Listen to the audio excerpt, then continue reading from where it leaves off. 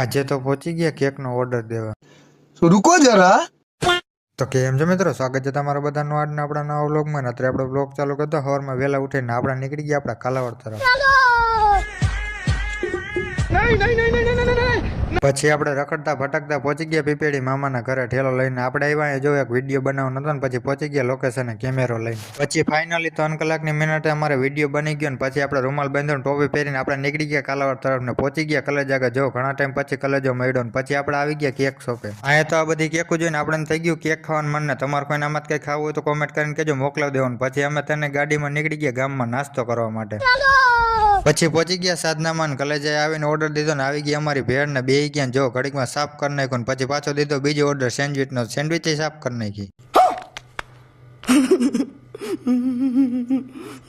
પછી નાસ્તો કરીને પહોંચી ગયા દ્વારકાધીશમાં ચા પાણી પીવા માટે. કલેજાને પીવો તો ચા. તો આજ માટે આટલું જ. વ્લોગને આપણે કરીને મળીએ સવારમાં નેક્સ્ટ વ્લોગ વિડીયોમાં.